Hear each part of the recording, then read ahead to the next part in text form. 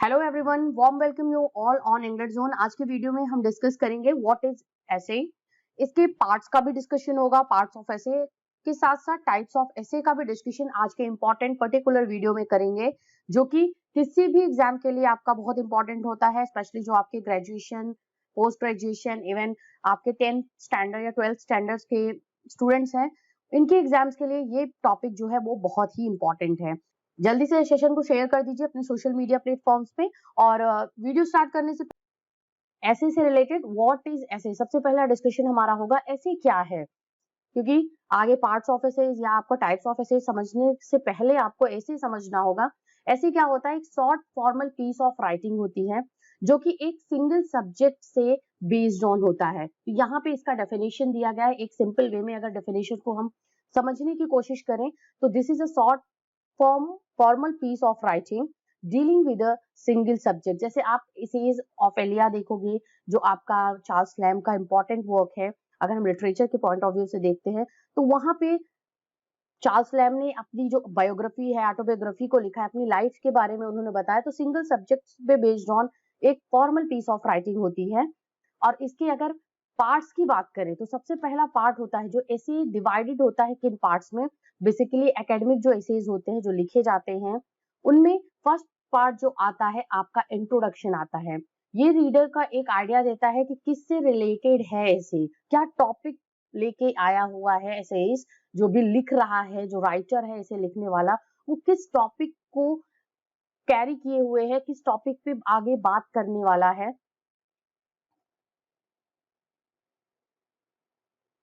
तो इसमें है कि राइटर किस टॉपिक पे बात करने वाला होता है। इंट्रोडक्शन में आपको ये पता चलता है, रीडर को पता चलता है, उसको एक आइडिया लगता है कि किस टॉपिक पे बेस्ड ऑन इसको आर्ग्यूमेंट को जो राइटर है वो लेके चलेगा। नेक्स्ट होता है अ बॉडी, जिसको हम मिडल सेक्शन बोलते हैं किसी भी ऐसे का, that provides evidence used to prove and persuade the reader to accept the writer's particular point of view। यहाँ पे मिडिल जो पार्ट होता है, मिडिल सेक्शन किसी भी ऐसे का जो होता है, वहां पे जो राइटर होता है उसका पॉइंट ऑफ व्यू आप समझते हो, जो वो सब्जेक्ट स्टार्टिंग में पिक किया रहता है। पहले सब्जेक्ट में, इंट्रोडक्शन में आप सब्जेक्ट से आइडिया लगाओगे उसके कि किस सब्जेक्ट पे ये ऐसे बेस्ड ऑन होने वाला है। और मिडिल जो सेक्शन होता है फ्रेंड्स, उसमें आपको राइटर का उस पॉइंट ऑफ व्यू को समझोगे कि उसने ये टॉपिक या ये सेक्शन क्यों पिक करा हुआ है इस लिखने के लिए।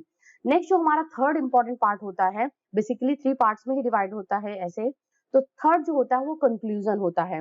अब यहाँ पे समराइज करता है राइटर कंटेंट को और फाइंडिंग्स को ऑफ द एसे। जो ऐसे वो लिख रहा होता है उसको समराइज करता है, उसको एक कंक्लूजन देता है कि यस, अपना पॉइंट ऑफ व्यू उसने बता दिया, आपको इंट्रोड्यूस करा दिया सब्जेक्ट से कि ये सब्जेक्ट मैं पिक कर रहा हूँ, फिर अपना उस सब्जेक्ट से रिलेटेड उसका क्या पॉइंट ऑफ व्यू है वो बताता है। लास्ट में वो बताता है आपको कि इस सब्जेक्ट को पिक करने का क्या इसका रीजन था या क्या कंक्लूजन वो कंटेंट देता है ऐसे से रिलेटेड। तो 3 parts, introduction, middle section and conclusion में आपका ये ऐसे जो होता है वो डिवाइड होता है। तो यहाँ आपने व्हाट इज ऐसे एंड 3 पार्ट्स ऑफ ऐसेज को पढ़ लिया है, समझ लिया होगा। अब हम बात करेंगे टाइप्स ऑफ एसेज की। तो देखिए, वैसे तो बेसिकली बहुत से टाइप्स होते हैं जो एसेज का हम डिस्कशन करते हैं, बट यहाँ पे हम बेसिकली 4 टाइप्स ऑफ एसेज का डिस्कशन करेंगे। और मैं कोशिश करूंगी कि आपको ये 4 टाइप्स ऑफ एसेज जो है वो आपको बहुत ही क्रिस्टल क्लियर वे में समझ में आ जाए। फर्स्ट जो होगा वो नैरेटिव एसेज होता है, जहां पे हम स्टोरी बताते हैं। नरेशन आप समझते हो, नरेशन मीन्स किसी भी स्टोरी को नरेट करना, बताना, प्रेजेंट करना, उसको हम बोलते हैं। उसपे आपके बहुत सी मशीनरीज यूज होती हैं, आपके जो एक आर्टिस्टिक वे में प्रेजेंट करा जाता है जो नैरेटिव एसेज होते हैं। तो टेलिंग अ स्टोरी, एक इस वे में स्टोरी को टेल करना जैसे आप उस रीडर जो हो उससे इंक्लाइंड हो जाए, उससे चिपक जाए, ग्लूड हो जाए। तो नैरेटिव जो एसेज होते हैं, narrative essays the writer tells a story about a real life experience. ठीक है, एसेज जो होते हैं वो आपके नॉन फिक्शनल वर्क्स होते हैं। तो यहाँ पे रियल लाइफ स्टोरी पे, रियल लाइफ एक्सपीरियंस पे जो राइटर होता है वो स्टोरी को नरेट करता है बिफोर द रीडर्स। सेकंड क्या है, the narrative essays challenges students to think and write about themselves. देखिए, नैरेटिव एसेज जब आप लिखोगे, अगर आपके एग्जाम में नैरेटिव एसेज से रिलेटेड, एसे से रिलेटेड क्वेश्चन आया और बताया गया, उसमें क्वेश्चन का टॉपिक हो गया टेल मी अबाउट योरसेल्फ, सब राइट अबाउट योरसेल्फ। तो आप अपनी स्टोरी को लिखोगे, अपने आप को रिप्रेजेंट करने की कोशिश करोगे वर्ड्स के थ्रू, उस स्टोरी में अपने से रिलेटेड स्टोरी को बताओगे। तो यहाँ पे नैरेटिव एसेज वही होते हैं जहाँ पे स्टूडेंट्स को ये चैलेंज एक होता है कि वो थिंक करें, पहले सोचें और फिर लिखें अपने आप के बारे में। The fact that narrative essays are usually written in the first person helps engage the reader. I sentence give reader a feeling of being part of the story. जो एसेज होते हैं, जो नैरेटिव एसेज होते हैं, वो maximum आपके जो होते हैं वो यूजुअली फर्स्ट पर्सन में लिखे जाते हैं। Means I went to there and I experience these things and that things. जब यहाँ पे इस तरीके की बात आती है, और एसेज ऑफ इलिया या चार्ल्स लैम के एसेज में इस तरीके की चीजें आप बहुत देखोगे, बहुत अच्छे तरीके से आपको मिलेंगे कि उन्होंने जो एसेज लिखे हैं वो एक नैरेटिव वे में लिखा है, एक स्टोरी टेलिंग के वे में लिखा है, और आई वर्ड का बहुत ज्यादा यूज करा हुआ है। तो ये होता है कि इससे जो राइटर होता है, जो रीडर होता है, वो अपने आप को एक तरीके से एंगेज करता है कि ये स्टोरी कहीं ना कहीं मुझसे बहुत ज्यादा रिलेट करती है और मैं कहीं ना कहीं इस स्टोरी का एक पार्ट हूँ। जब भी आप जैसे कोई नॉवेल लिखा जाता है, अगर वो नॉवेल ऑटोबायोग्राफिकल नॉवेल होता है, तो वहां पे एक आप देखते हो कि वहां पे आपको लगता है कि जो हीरो होता है उस नॉवेल का, वो उसकी स्टोरी आपकी स्टोरी से कहीं ना कहीं मैच करती है। चाहे आप उसका चाइल्डहुड देख लो या आप उसका एकेडमिक करियर देखते हो, तो वो भी आपके चीजें होती है, या स्ट्रगल जो होती है लाइफ में, तो कहीं ना कहीं आप अपने आप को उस कैरेक्टर या उस हीरो से या उस स्टोरी से अपने आप को रिलेट करते हो। तो यही एक नैरेटिव स्टोरी का जो होता है, यही एक कॉन्सेप्ट होता है। A well-crafted narrative series will also build towards drawing conclusion and making personal statement. ठीक है, जो वेल क्राफ्टेड नैरेटिव एसेज होते हैं वो कहीं ना कहीं पर्सनल स्टेटमेंट से रिलेटेड होते हैं। उसमें जो राइटर होता है वो पर्सनल स्टेटमेंट के थ्रू अपनी स्टोरी को बताता है बिफोर द रीडर्स, और रीडर्स अपने आप को एक तरीके से इंक्लाइंड करता है उस स्टोरी की तरफ, और अपने आप को एक तरीके से ग्लूड फील करता है, अपने आप को उस स्टोरी से जुड़ा फील करता है। तो ये बात रही हमारी फर्स्ट टाइप्स ऑफ एसे की, जिसमें हम नैरेटिव एसे की बात करते हैं। नेक्स्ट हमारा है descriptive essay. Descriptive essay means painting a picture. Narration में क्या था, आपको स्टोरी टेलिंग थी। आप देखिए डिस्क्रिप्टिव एसे की बात करते हैं तो जो आप लिखते हो, जो राइटर लिखता है, उसमें क्या होता है, वो इस तरीके से लिखता है कि आपके सामने एक पिक्चर सा दिखने लगता है उस स्टोरी से रिलेटेड। मीन्स वो विजुअल आप फील करते हो, अपने माइंड में विजुअलाइज होता है, वर्ड्स जो होता है वो पिक्चर के फॉर्म में। जबकि कोई भी किसी भी ऐसे में डिस्क्रिप्टिव जो एसेज होते हैं उसमें आपका पिक्चराइजेशन नहीं होता है, बट वो वर्ड्स के थ्रू पिक्चर को माइंड में क्रिएट करता है जो राइटर होता है। इसके बारे में बात करते हैं। तो डिस्क्रिप्टिव ऐसे paints a picture with words. ठीक है, वर्ड्स के साथ में जो मैंने आपको बताया कि यहाँ पे ये बहुत इंपॉर्टेंट होता है। जब भी आप डिस्क्रिप्टिव ऐसे लिखोगे तो आप ऐसे वर्ड्स का यूज करोगे या ऐसे एक फैसिनेटिंग अट्रैक्टिव वर्ड का यूज करोगे कि रीडर के माइंड में एक पिक्चर क्रिएट होती है, पेंट होती है, जो कि वर्ड्स पे बेस्ड ऑन होती है। A writer might describe a person, place, object or even memory of special significance. जो special significance से related stories होती है, memory होती है, या कोई person, कोई place, object होता है, राइटर जिससे आपका कहीं मिला हुआ होता है, राइटर उससे गो थ्रू किया होता है, उस चीज को डिस्क्राइब करता है विद दी वर्ड्स। आगे है the descriptive essay try to communicate a deeper meaning through the description. Deeper meaning को कम्युनिकेट करने की कोशिश की जाती है डिस्क्रिप्टिव एसेज के थ्रू, और ये होता है through the description. Description means words के थ्रू होता है, जहां पे कम्युनिकेट करता है किसी भी एक डीपर मीनिंग को वर्ड्स के थ्रू जो राइटर होता है।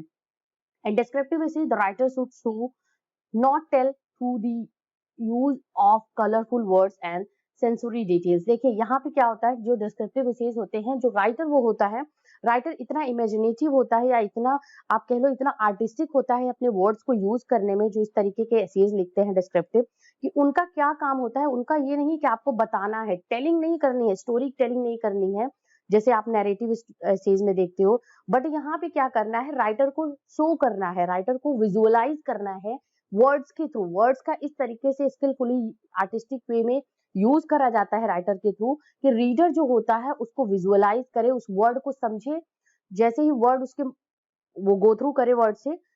डिस्क्रिप्टिव एसेज में जो वर्ड्स यूज होते हैं वो गो थ्रू करे और उसके माइंड में एक पिक्चर विजुअलाइज हो जाए कि यस, ये इससे तो मैं जा चुका हूँ, या ये मैं यहाँ पे अपने आप को उस पिक्चराइजेशन में, उस ऑब्जेक्ट में अपने आप को फील कर रहा हूँ, ऐसा रीडर को सोचना होता है, या इस तरीके से इमेजिनेटिव वे में राइटर जो होता है वो अपने वर्ड्स का यूज करता है। तो descriptive essays and narrative essays की बात की, आपको बिल्कुल कंफ्यूजन नहीं हुआ होगा इन दोनों को एसेज को समझने में। The best descriptive essay appeal to the reader's emotions with a result that is highly evocative। और ये क्या होता है, रीडर्स की इमोशंस को एक तरीके से अपील करता है, मीन्स एक तरीके से फील कराता है कि आप इस जगह पे, या विजुअलाइज कराता है उस सिचुएशन को जो भी वो वर्ड्स के थ्रू डिस्क्राइब कर रहा है, डिस्क्रिप्टिव वे में यूज कर रहा है अपने ऐसे में। आगे बात करते हैं एक्सपोजिटरी ऐसे।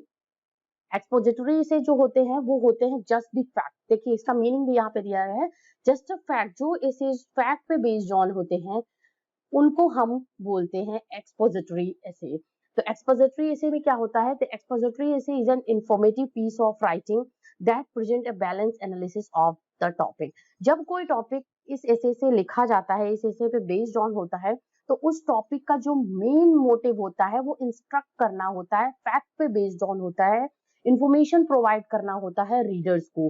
तो इसी तरीके से एक बैलेंस एनालिसिस के साथ में किसी टॉपिक को प्रेजेंट करना रीडर्स के सामने और लिखना उसको इंफॉर्मेटिव वे में, वो पीस ऑफ राइटिंग जो बोली जाती है वो एक्सपोजिटरी एसेज में काउंट होता है।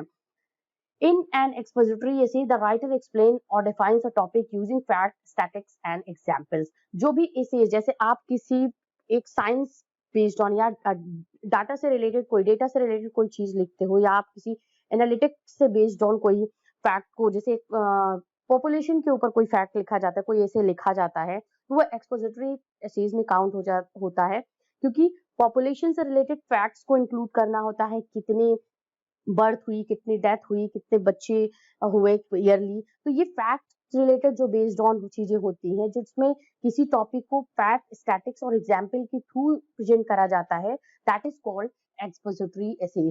आगे है expository essays are based on fact and not personal feeling. जैसा अभी तक हमने देखा कि डिस्क्रिप्टिव या आप एसेज में आप देखोगे, या आपका एक है नैरेटिव एसेज में आप देखोगे कि वहां पे आपकी पर्सनल फीलिंग्स राइटर लिखता है, अपनी पर्सनल चीजों को वो प्रेजेंट करता है रीडर के सामने, और ये फील कराता है कि रीडर भी बिल्कुल उससे रिलेट कर रहा है। बट एक्सपोजिटरी एसेज का क्या होता है कि वो फैक्ट पे बेस्ड ऑन होते हैं, उनको जो राइटर ये नहीं इसमें रिवील करता है अपने इमोशंस को, और फर्स्ट पर्सन में इस तरीके की चीजों को नहीं लिखता है, इस तरीके के एसेज को नहीं लिखता है। वो फैक्ट, स्टैटिक्स और एग्जाम्पल पे बेस्ड ऑन चीजों को अपने एसेज में प्रेजेंट करता है। पर्सुएसिव एसेज नेक्स्ट है हमारा पर्सुएसिव एसेज।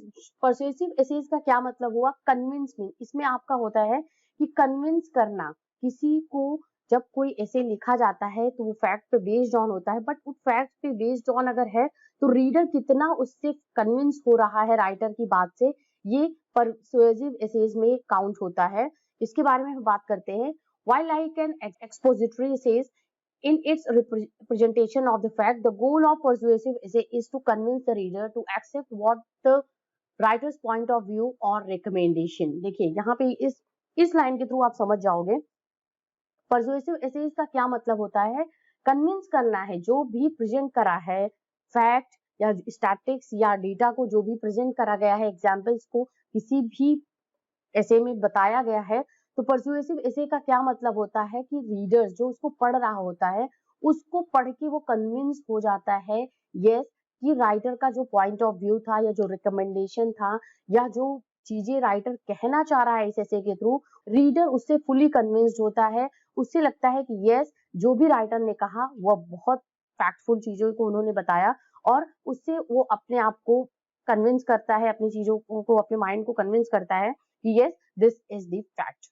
आगे है the writer must build a case using fact and logic as well as example, expert opinion and sound reasoning। देखिए इसमें क्या होता है कि साउंड रीजनिंग मीन्स एक सॉलिड रीजन होना चाहिए, फैक्ट्स होने चाहिए, लॉजिक होने चाहिए, एग्जाम्पल्स, और इवन एक्सपर्ट का ओपिनियन भी अगर किसी ऐसे में आता है, जैसे वो फैक्ट रिलेटेड चीजें, आप किसी भी रिपोर्ट को देखोगे तो वो एक तरीके का ऐसे होता है, किसी भी जैसे आपका पॉपुलेशन से रिलेटेड रिपोर्ट, इन्फ्लेमेशन से रिपोर्ट, जैसे आपका महंगाई से रिलेटेड कोई रिपोर्ट आ रही है या आपका है बजट से रिलेटेड जो रिपोर्ट्स आ रही हैं, वो एक तरीके के ऐसे हैं जहाँ पे फैक्ट्स, लॉजिक, एक्सपर्ट ओपिनियन और सॉलिड जो रीजंस होते हैं वो उसमें इंक्लूडेड होते हैं, मेंशन्ड होते हैं, और उसको पढ़ करके वो राइटर जो लिखता है या उस पे बेस्ड ऑन वो चीजें होती हैं, वो राइटर कन्विंस कराता है रीडर्स को कि ये फैक्ट पे बेस्ड ऑन है। एक्सपर्ट ओपिनियन भी वो अपने एसेज में इंक्लूड करता है, उसको प्रॉपर मेंशन करता है कि ये इस एक्सपर्ट ने इस टॉपिक पे ऐसा कुछ बोला है या ये सब चीजें फैक्टफुल है। आगे है the writer should present all sides of argument but must be able to communicate clearly without ambiguity why a certain position is correct। क्या होता है राइटर का एक मेन मोटिव क्या होना चाहिए जब भी वो पर्सुएसिव एसेज को लिख रहा है, उसको जितने भी आर्गुमेंटेटिव साइड्स हैं, चाहे वो पॉजिटिव हो या नेगेटिव हो या कोई उससे एग्री करता है नहीं एग्री करता है, वो सभी साइड्स को आर्गुमेंट को प्रेजेंट करना चाहिए रीडर्स के सामने, अपने एसे में इंक्लूड करना चाहिए और इस तरीके से क्लियरली बिना किसी एम्बिग्यूटी के, बिना किसी गोल मोल बातों के उसको कम्युनिकेट करना चाहिए रीडर्स के थ्रू बिफोर द रीडर्स। और एक सर्टेन पोजीशन कि क्यों ये बातें सही हैं, क्यों ये चीजें फैक्ट सही है, उसको बात के थ्रू अपनी चीजों को बताना और उससे फैक्टफुल जो एनालिसिस करना और बिना किसी आर्गुमेंट के, बिना किसी चीजों को यूज करे हुए, गोल मोल बातों को यूज करे बिना किसी एम्बिग्यूटी के उसको कम्युनिकेट करना रीडर्स के सामने, वो मेन मोटिव होता है परसुएसिव एसेज का। तो यहाँ पे फ्रेंड्स हमने बातें की, 4 टाइप्स ऑफ एसेज को हमने डिस्कस करा, जिसमें हमने डिस्क्रिप्टिव, नैरेटिव और साथ ही साथ हमारा जो ऐसे था एक्सपोजिटरी एंड परसुएसिव एसेज के बारे में हमने इस टॉपिक में बात की। वीडियो आपको कैसा लगा मुझे जरूर एंड में बताइएगा, कमेंट करके बताइएगा। इसके साथ ही साथ आप मुझे चैट बॉक्स में भी मैसेज कर सकते हो और जरूर ज्वाइन करिए Unacademy, India largest learning platform की तरफ से सब्सक्रिप्शन लीजिए, क्योंकि कल से आपके प्राइजेस 1 अप्रैल से आपके प्राइजेस हाइक होने वाले हैं। तो ये ऑफर आज 31 मार्च 11:59 PM तक अवेलेबल है। मेरा कोड P15 यूज करने पे आपको एक्स्ट्रा डिस्काउंट मिल जाएगा। तो अभी किसी भी बैच को, चाहे आपका वो प्लस सब्सक्रिप्शन हो, आइकॉनिक सब्सक्रिप्शन हो, किसी भी सब्जेक्ट से रिलेटेड, किसी भी एग्जाम से रिलेटेड, आप Unacademy, India largest learning platform की तरफ से जो टॉप एडुकेटर्स जो वहाँ पे आपकी क्लासेस लेंगे, उनके आप बैच को ज्वाइन कर सकते हो। चलिए मिलते हैं नेक्स्ट वीडियो में। Till then keep watching, keep learning and join. Thank you very much for watching this.